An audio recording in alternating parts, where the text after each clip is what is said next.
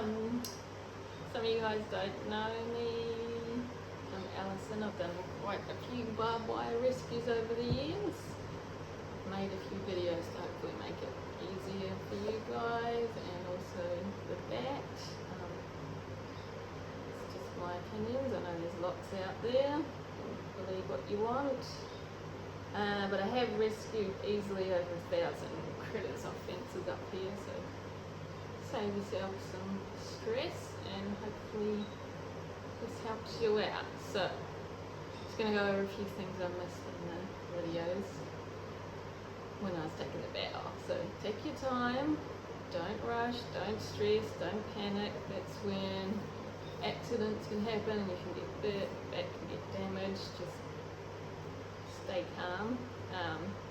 Sometimes I'm there for like 30 minutes trying to undo a bat. Sometimes they're just so tangled and multiple tangled. Just work your way through it. Don't get overwhelmed. Slowly. While you've got the bat sort of on the fence, you can syringe it a little bit of water, so they're super smart. They work out pretty quick. You're trying to help them and hopefully calm down. That's not every bat, they're all different. Some are crazy psychos, some are really chilled. So it's important to just keep your guard up. One time when I got quite badly bitten by a big male black flying fox, I thought it was actually half dead. And I got a bit complacent, just trying to undo it, and then it just launched out and grabbed onto my thumb and did not let go. It's quite scary. And it doesn't normally end well for the bat if you get bitten, because they want to test it to make sure it doesn't have Lyssavirus. So keep your guard up at all times. Be aware of what you're doing. Some bats are chilled, some are really angry. They're all different. Judge it while you're there.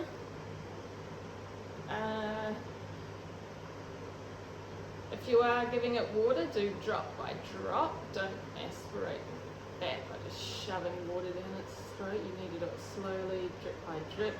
The bat will sort of tell you when it's had enough. It'll slow down looking up the water. It just won't want any more. Just stop trying to lick it up. So give it a break then, but do try and get some water until it. Once they're wrapped up in your little bat burrito, it's easy to syringe some water in, but once you sort of let them go into a carry pack and they're hanging wherever, it's almost impossible to get some water into them because they just strike at you with their wings. So while you got your bat burrito, try and get some water and hydration. Maybe the glucose water or some mango water I like. Watered down mushy mango juice. Not too much sugar. Yeah, hydration is important.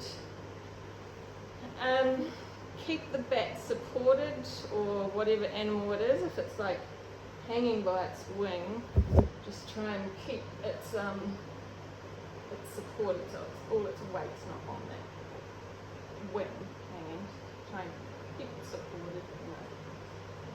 If you've got it wrapped up, they're quite good at getting their little heads out this bit, so just keep an eye out. It's not going to bite you. So fold up and bring their head out. Sometimes when they hit the wire, so they go around and around and around, try and explain it, but you grab it like that and you can sort of wind it back through. Watch out for also the arms and legs coming out. You just wind it back through the way it came. That can give you some room, a bit more room to work with. Just sort of unravel it back through the fence. Not so easy when you've got it alive. That's that one thing. Me, I won't ever cut a fence. Probably cut one fence, and the owner was persistent on me cutting the bat out. So if I went, the fence was like dangling and not doing anything anyway. But if you cut someone's fence, it's one way to piss them off, and they'll maybe not ever call for help again because you've damaged their property. It can be stressful. Just try and work through it. Also, if there's a lot of tension in the wire and you cut it, it can ping back and like cut you. If you do need to cut a fence, I find sugar gliders, I don't know if it's me because I haven't handled too many, but sugar gliders I've rescued, it's just a bunch of fur, you can't see anything. And the property owner's quite distressed to see a sugar glider. So they're normally easy to cut out because you just see fur and so when you cut it, you need to bridge the wire, get another little wire to go around. You have to YouTube it yourself, bridging a fence. You've got your extra wire and you cut in the middle, so your extra wire is going to take the support and keep the fence up.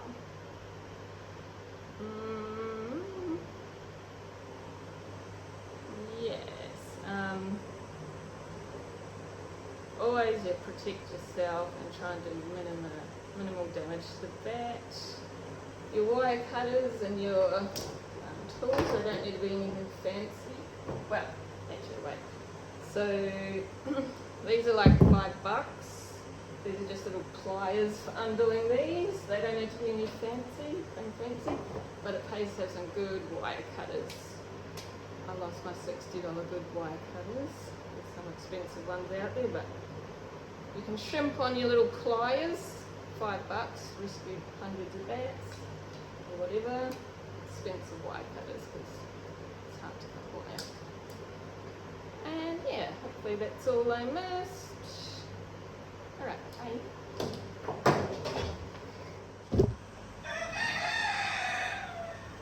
Sorry, rooster alert. So essentially, what barbed wire is, it's 3 bits of wire. You've got the fence and then there's 2 little bits wrapped out. So when you work that out, it's easier to undo the back. So you've got the yellow bit. Try and grab one each of the yellow and you just unwind. Of course not easy when you've got bits of a live animal everywhere. Unwind. Off. And also, so you could see that sort of snip there to make it shorter and slide the membrane over. Shorter, go like that, slide the membrane over there to make this a bit longer. Keep unwinding. Very fiddly, it's like a puzzle to work out. And another bit, and then the bat should be free, or whatever critter you got on there. 2 things I forgot. So with the wire cutters, you got these are just El Cheapos. I don't know what shape this is, what that design's called, but you can get in really close to the wire. Cut like as close as you can. These ones are good ones, but the ends are a bit thicker, so it's hard to get right in close. So yeah, and also if the whatever bat's wings all dry and a bit crispy, you can put a bit of water on it to make it a bit more malleable and be able to work with it, just loosen it up a bit. It's a bit easier to work with, so just tip a bit of water on or use your syringe to put some water on the dried side. Okay, bye. This is a red flying fox. There. Step 1, throw a towel over it and separate it all from the fence. So bring this back through. So you got it separated. You just sort of fold the ends in and make a little twist. Get your tools ready. And while you're doing that, try and look where it's actually tangled. So I know she's tangled at this end.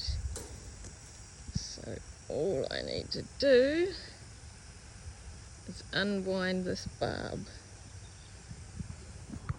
I'm filming this off my laptop because I can't be bothered to go back and find a video, but you can give them some water while they're on the wire and it calms them down a bit and lets them know you're trying to help them. Also keeps up the hydration, so while you got a head out, just give them some water, don't shove it in their throat, just let them lick it up.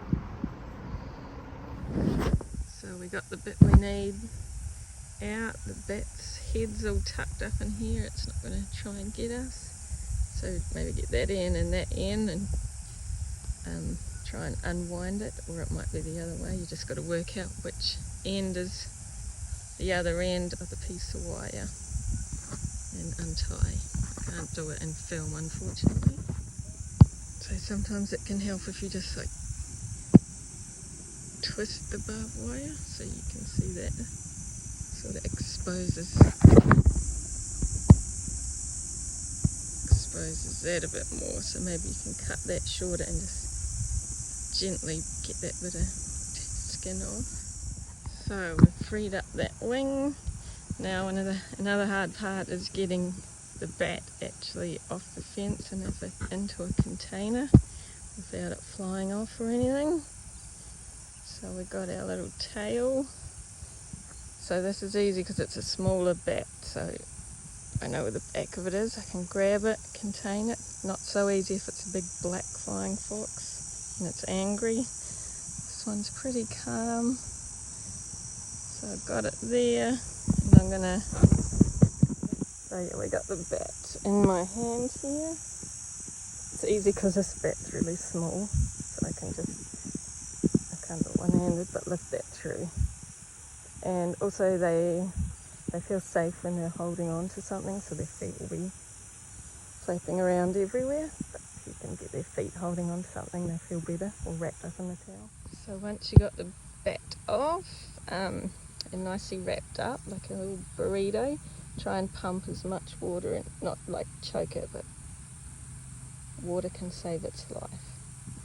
So just gently, drop by drop, get whatever water you can in. And also while you're here, you can check its mouth. Oh, that looks good. So often they'll bite the barbed wire and break their jaws, which is very sad. She looks like she's cut the side a bit there, but her jaw's still intact, so that's good.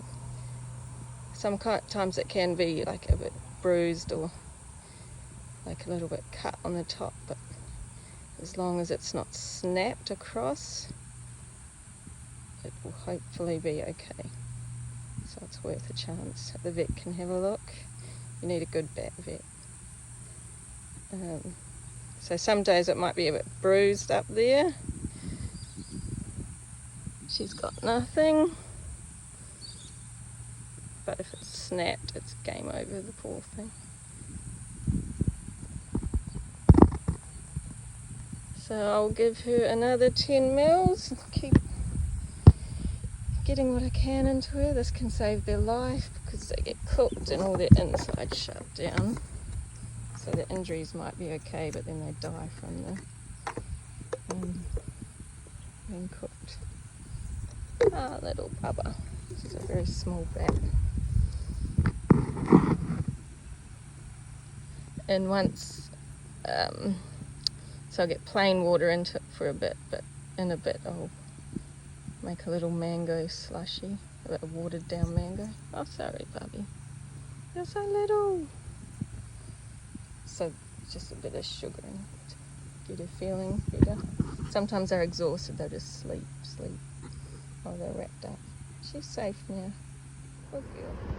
Another thing I forgot is a couple of times it's happened where the bat barbs the wire and they get the barb stuck inside their mouth, which is quite tricky to get out of. What I've found is it's really tricky. Be careful.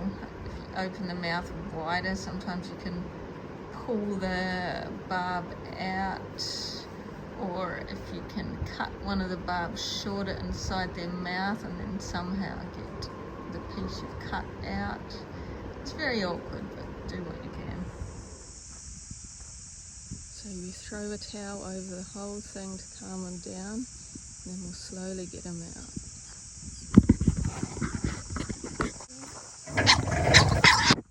These sort of tools. We'll have a look at Cookie. So that is a barb. But what you need to do, Just grab one end of it and the other and unwind it.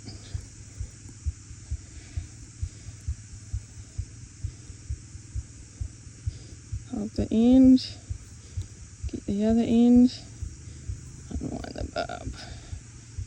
There's another barb here. Use water to help loosen dry skin.